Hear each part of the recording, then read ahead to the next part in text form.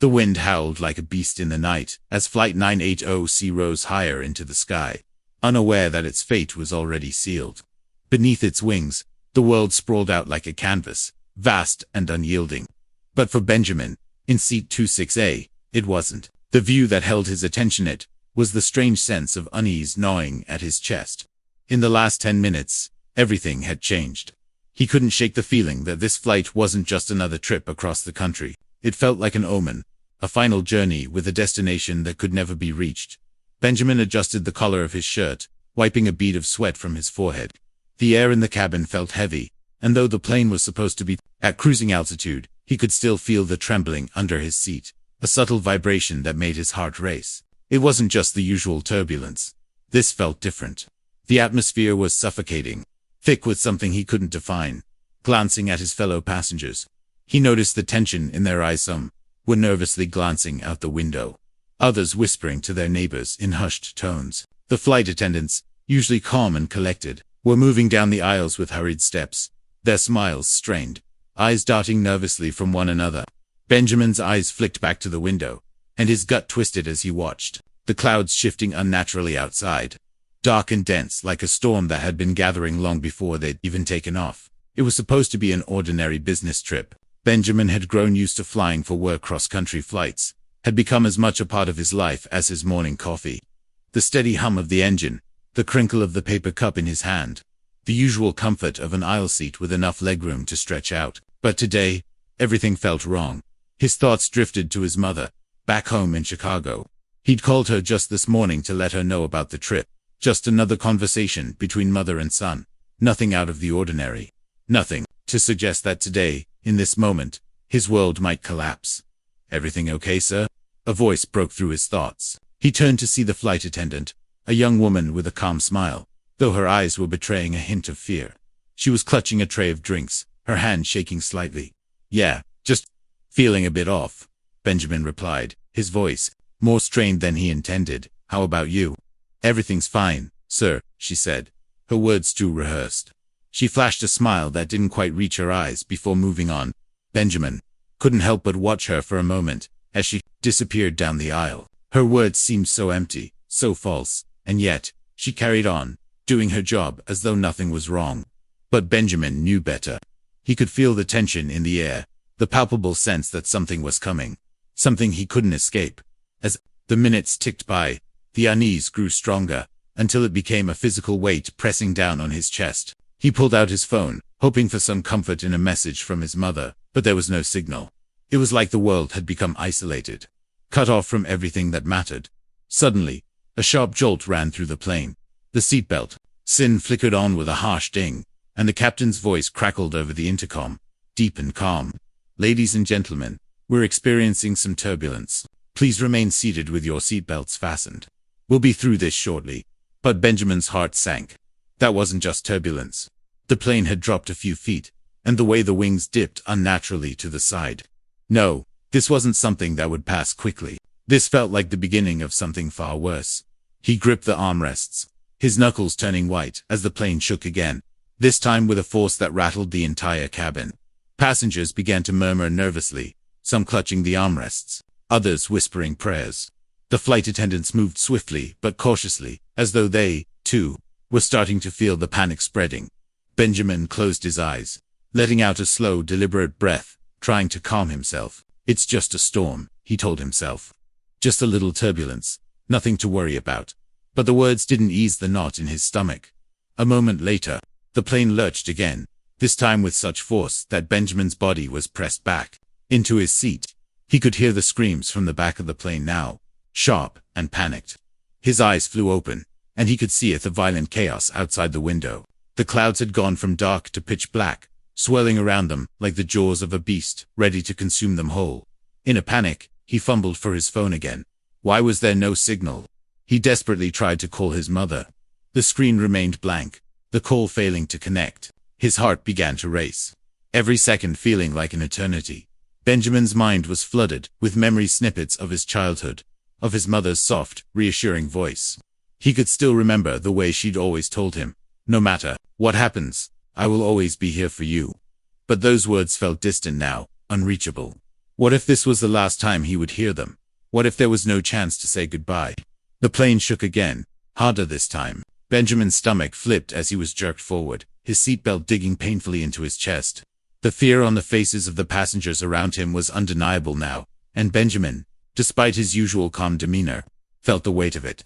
All the next moments felt like a blur, a sequence of jolts and screams. The air crackling with energy as the plane descended rapidly. Benjamin's breath came in short, panicked gasps, but he didn't want to scream. He didn't want to be like the others, shouting in terror. Instead, he closed his eyes again, clutching his phone tightly in his hands. There was one thing he had to do before it was too late. I need to tell her. I need to tell Mom how much I love her. And with that thought, his world started to shudder, and everything fell away. The air in the cabin was thick with panic. The sound of the plane's engines roaring louder, then quieter, then louder again felt almost unnatural, like some primal growl from the depths of the storm itself. Benjamin's body was pressed hard against the seat, his hands clutching the armrests with a desperation that mirrored his heart's frantic beating. He could hear the low, terrified whispers of the passengers around him, their voices rising and falling with every sudden dip the plane made. His mind was racing, no thoughts tumbling over one another. Impossible to focus on just one. The captain. Why aren't we getting more information? He had never felt this kind of fear before, not even during his childhood, when the storms outside had rattled their small house and sent him running to his mother's arms. The plane lurched again, and a piercing scream split the air. It was followed by a chorus of shrieks, some high-pitched, others choked with terror. Benjamin's heart thudded in his chest, and his breath came in shallow bursts. The sky outside the window had gone from dark to a swirling mass of inky blackness, thick clouds moving too fast for him to keep track of. There was no way of knowing what was coming next. All he could hear was the sound of the wind howling outside, and the screech of the plane's metal body as it fought against the storm. And then, as though the universe itself had decided to make its final statement, the plane suddenly dropped, its nose pointing sharply downward. For a moment, the world seemed to suspend itself in time weightlessness. Utter silence. Benjamin's stomach lurched as his body seemed to fly upward, his seatbelt the only thing keeping him tethered to the earth. His eyes flew open as his brain scrambled to process what was happening. God, no. He gasped under his breath. This is it. This is the end. His thoughts, chaotic and fragmented, slammed into him like a tidal wave. And yet, amidst the chaos, one thought burned brighter than the rest: his mother. I never told her enough. I never told her how much she meant to me. The realization hit him with a sharp pang. Time had been so fleeting. He had always promised himself that he would call her more, visit more, make time for her. But life always had other plans. The meetings, the deadlines, the trips. Always something else. Always something more important. But now, in these final moments, none of it mattered. He had no more time left to make good on his promises. In his mind's eye, he saw her again. His mother's face, warm and kind. Her smile that had always made him feel safe, no matter how old he got. The smell of her perfume. The sound of her voice as she'd sing him to sleep when he was a child. You'll always be my baby, Benjamin, she had said to him not too long ago, when he was home for a brief visit. The thought of her, so vivid and clear, cut through the terror of the moment, offering him a sense of peace he hadn't expected to find. But as quickly as that calm washed over him, it was replaced by the cold, harsh reality of the situation. The plane was plunging fast, too fast for anyone to survive. The shrieking wind outside had grown deafening, and Benjamin's stomach twisted as if the earth itself was turning on its axis. There was no way out, no way to fix this. It was over. But in those final seconds, his mind was focused solely on her. He wished he could have told her everything. I'm sorry, Mom. I didn't mean to let you down. I didn't mean to make you worry. I love you so much. He reached down for his phone again, but the screen was still frozen. No signal. His fingers shook as he typed a message, unsure if it would ever be sent. He had no way of knowing if it would even go through, but he had to try. The last message he could send her. The message, hastily typed, was simple but everything he needed to say. His finger hovered over the screen, and for a moment, he felt the crushing weight of finality. Could he really do this? Could he say goodbye to the one person who had always been there for him? His heart was pounding in his ears. The plane was screaming, the wind outside howling like an animal in distress. But it all seemed distant, fading into the background as Benjamin typed his final words. His fingers trembled over the screen, the letters forming slowly, as though time itself was slipping away. Mom, I love you so much. I'm so sorry, I never told you enough. I wish I could have been the son you always dreamed of. Please know that I am grateful for everything you've done for me. You've been my rock, my everything. I hope you know how much you mean to me, how much I will always love you. Please forgive me for all the times I let you down. Goodbye, Mom. His hand hovered over the send button, but just as he was about to press it, the plane lurched again. The world outside was nothing but a blur of darkness and chaos. The sound of the wind, the screaming metal, the terrified shouts of the passengers, it all mixed together in a cacophony of noise. And then, without warning, the plane plummeted again, and everything went black. Everything went silent.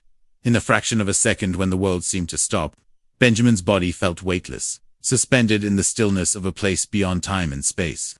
His heartbeat slowed, and his mind, still filled with the rush of terror, began to fade. The overwhelming noise, the metal groaning under pressure, the screams, all of it was gone. There was nothing but the darkness now. No sound, no movement, just cold, thick silence pressing down on him like an endless night.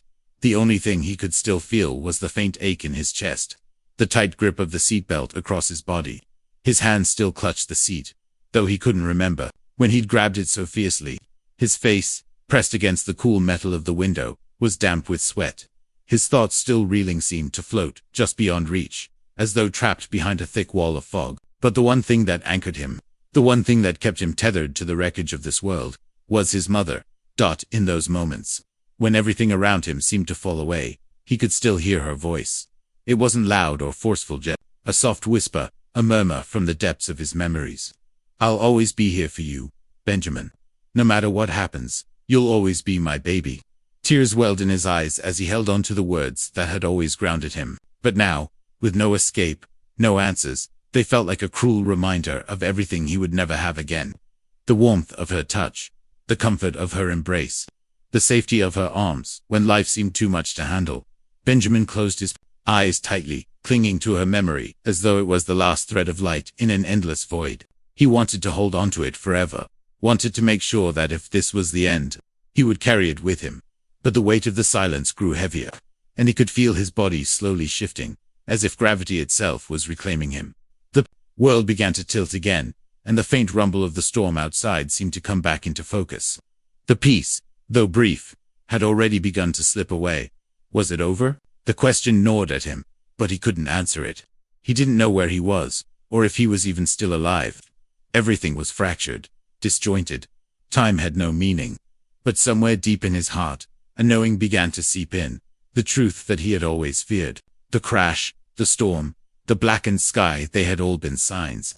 Signs of an inevitable end that none of them had been prepared for. Then, slowly, there came a sound. The faintest worry, distant at first, but growing louder, as though the universe itself was pushing through the silence. It was like the low hum of an engine, barely audible, but unmistakable in its urgency. Benjamin's eyes flickered open, his breath caught in his throat. His vision was blurry, but he could make out the faint outlines of what was once the cabin. The seats, now twisted and bent, scattered across the floor. His fingers twitched, and he realized he was still gripping the armrest as though his life depended on it. He didn't understand it. The plane had crashed, hadn't it? They'd been plummeting toward the earth, everything falling apart around him. But now, there was a faint noise, a sign of life amidst the destruction. Suddenly, a flash of light pierced the darkness. The blinding flare seemed to come from nowhere, but it illuminated the wreckage around him in a terrifyingly surreal way. Benjamin's heart pounded, and his breath quickened as he struggled to process the sight before him. Was this real? Was he alive? His hands reached for his phone once again, instinctively seeking something, anything, that would connect him to the world. But it was useless. The screen remained frozen. The message he had tried to send, the final words to his mother, they'd gone through. Had he said what he needed to say? Was it too late? Tears blurred his vision. He had no idea what had happened to the others on the plane. The chaos, the screams, the final descent, it had all become a blur of terror. Were there survivors, or had the storm claimed them all? Mom, I'm so sorry. I wanted more time. I wanted to say goodbye. It was as if the storm itself had taken everything from him, the chance to fix things, to make amends, to hold her hand once more. In these final, fleeting moments, all he could do was remember her kindness, her selflessness, her love. He closed his eyes again, and in the darkness, he tried to hold on to the image of her face, as if that would be enough to carry him through. But the hum was growing louder now, almost unbearable, and Benjamin found himself shifting uncomfortably in his seat, his legs shaking from the strain of trying to stay conscious. Everything around him felt surreal. The world was a broken puzzle, pieces scattered across the floor of a shattered dream. And yet, amidst it all, one thing remained: a thought of his mother, who had always been the heart of his world. With every passing second, his breathing became slower, heavier. It wasn't just fear now. It was the quiet acceptance that had begun to settle deep inside him. He had no more control, no more strength, just the memory of her, the love she had poured into him, and the hope that somehow, through it all, she would know how much he truly loved her. The world around him was a blur of flashing lights and thick smoke. Benjamin's head throbbed painfully, and every inch of his body screamed in protest against the shock. His hands, numb and trembling, fumbled at the seatbelt that held him in place. But it was useless. He was trapped. The cabin was a war zone, twisted metal and fractured seats strewn everywhere, and the air once clean and crisp now smelled of smoke, oil, and something metallic, like the taste of blood in the mouth. His mind was still hazy. It was as if he was caught between life and death, between reality and the hauntingly thin thread of a dream that felt too real to be imagined. He didn't know if he had passed out, or if this was just the slow, aching crawl of the crash's aftermath. But one thing was certain: he had survived. I'm still alive. The thought was fleeting, almost absurd. He was still here. Why had he been spared while others, those around him, who had shared this flight, this fate, were gone? His thoughts spiraled downward like a cyclone, and every corner of his mind was darkened with the fear of the unknown. How much time had passed? How long had he been unconscious? Or had he simply been too lost in his own panic to notice? He gasped for air, his breath ragged and shallow as he tried to orient himself in the wreckage. The lights above him flickered weakly, casting long shadows that made the room feel more like a tomb than a plane. The cabin was eerily quiet. The screams that had once filled the space now replaced with the distant hum of the wreckage, the occasional crackle of burning debris. His fingers brushed against his phone again, the plastic cool to the touch, its screen still blank. He had tried so many times, just desperate swipe, each call to her. But now it was too late. No call would go through. No message would reach her. The crushing weight of that realization hit him with a force that knocked the wind out of him. His hands, slick with sweat, clenched around the device. His heart a jagged beat in his chest. I never sent it, ... The message. The message he had typed, the last words he would ever say to her. The words that he had begged to send, to pour out his love for the one person who had always been his anchor, the one person who had taught him that love was a constant, unwavering force in this chaotic world. He remembered her smile, her laugh, the way she had always been there, even when he didn't deserve it. He had never told her enough how much he appreciated her sacrifices, her unyielding support, how much her love had meant to him.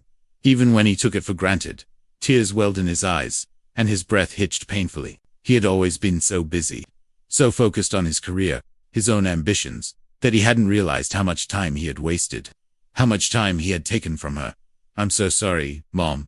I'm so sorry I couldn't be the son you needed. I should have come back sooner. I should have called you more. Benjamin closed his eyes tightly, trying to clear the fog in his head, trying to steady his thoughts.